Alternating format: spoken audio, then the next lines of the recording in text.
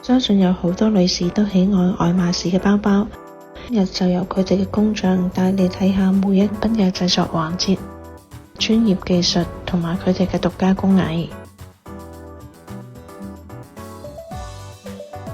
首先喺官方小程序做預約，選定日子時間。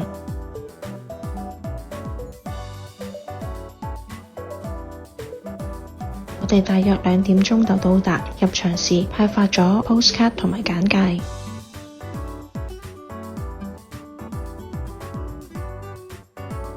入門口就係鐘錶製作，跟住就係馬鞍製作。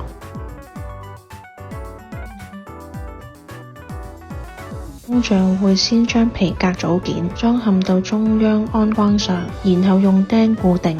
鞍座、鞍板、鞍翼經過襯理處理同埋塑形之後，採用馬鞍針法技術進行縫製。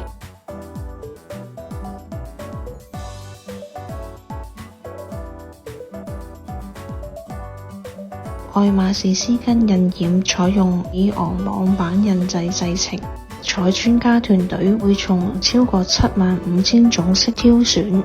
一條絲巾一般會用到25至30種顏色，有一啲較複雜嘅甚至會用到48種顏色。雕刻師會先將設計拆解，再用雕刻針筆手工繪畫到透明嘅膠板上面，接住就係製作印花網板。每張網板只可以上一種顏色，然後透過一連串嘅絲網對位，並印刷喺大卷嘅白色斜紋絲綢上面。乾燥之後經過蒸煮固色、清洗、整理同埋手工捲邊，絲巾就大功告成啦。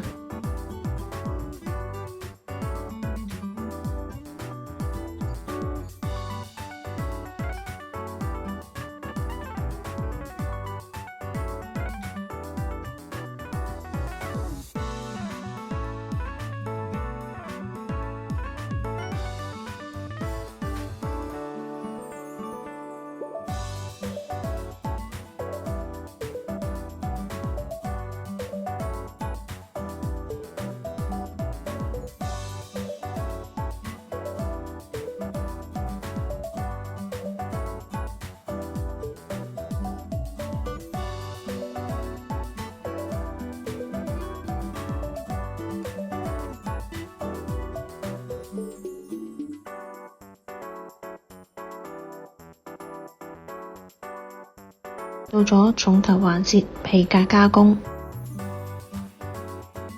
製作一款 Kelly 手袋，要將約40片嘅皮革組合起嚟。工匠使用執為組裝包身，又用木夾將皮革件固定雙臂之間，再用馬鞍針法將佢縫合起嚟。馬鞍針法係愛馬仕嘅標誌性製程。用一根線兩邊都穿上針，每一針交叉穿過皮革組件。整個包包除咗裝飾部分之外，其他全部都係人手縫製。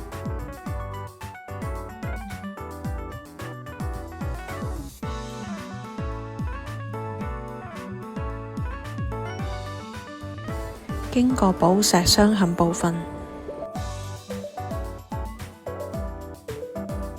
嚟到一個小休息區，場仲有免費飲品參觀人士飲用，好貼心啊！嚟到瓷器彩繪，工匠會用筆先勾畫出設計嘅輪廓，然後將佢填滿顏色，之後就會用高達800度嘅窯爐多次燒製，顏色嘅鮮豔程度就會展示出嚟。呢度係馬鞍針法體驗區，如果有預約嘅人士就可以喺呢度體驗下啦。